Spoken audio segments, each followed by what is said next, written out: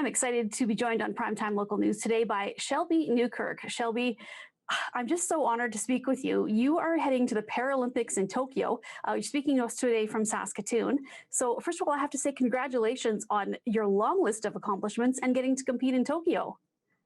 Thank you so much. So let's talk about the process.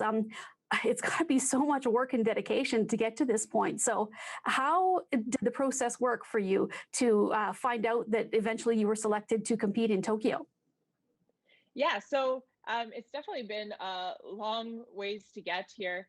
I actually found out that I made the team back in 2019 at World Championships. So how Canada does it is if we got gold or silver at World Championships, and we'd secure our spot for Tokyo. And I knew that going into the race, I knew that I was ranked in second place. And I was so tired going into that race that a bunch of my coaches, they weren't even sure if I'd be able to make it to the wall, let alone actually medal. And I came in just 0.5 of a second behind the person in gold, and I got my silver. And I knew at that point that I'd secured my spot for Tokyo.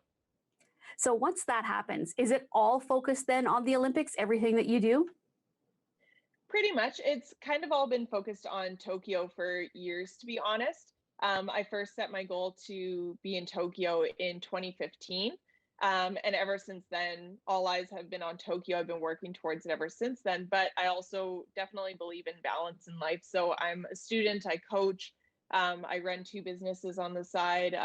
Like I have other things going on as well. But especially this year, I've really had to focus in on Tokyo. So while it's nice to have those other things to kind of focus on in life as well, this year, all eyes have kind of been going forward towards the Paralympics. Now, this Olympics is going to be different than many other Olympics because of COVID. You know, there's not going to be fans in the stand, a lot of precautions you have to take. When do you head over there? And has that changed from time to time because of the fact that the restrictions keep changing? Yeah. Our original plan was actually to train in Japan. We would have been leaving quite shortly, actually. Um, and obviously that changed a few. Actually, we still don't even have our final flights booked yet.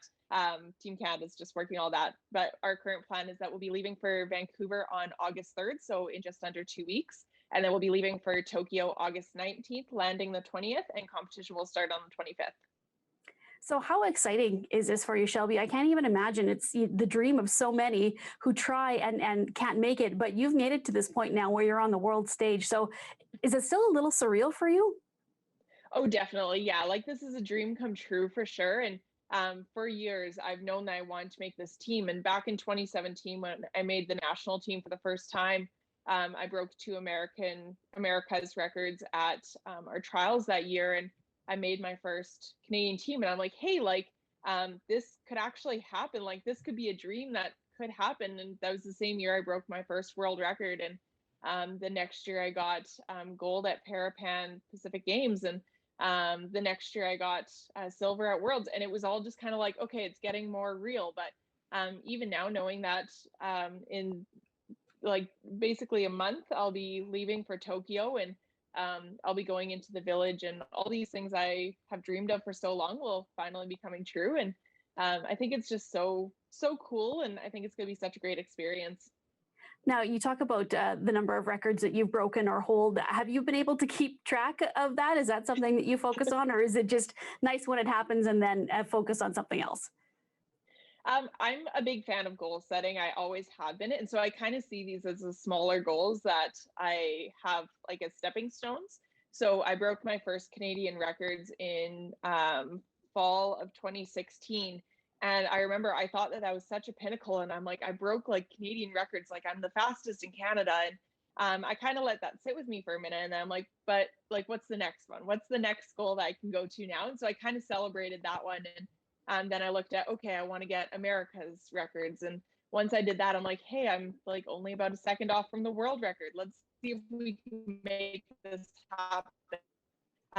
So yeah, I've kind of just been building on that, and I've definitely lost track here and there. Every now and then I'll go kind of back through the Canadian records. I'm like, oh, I have 14 now, which is the current.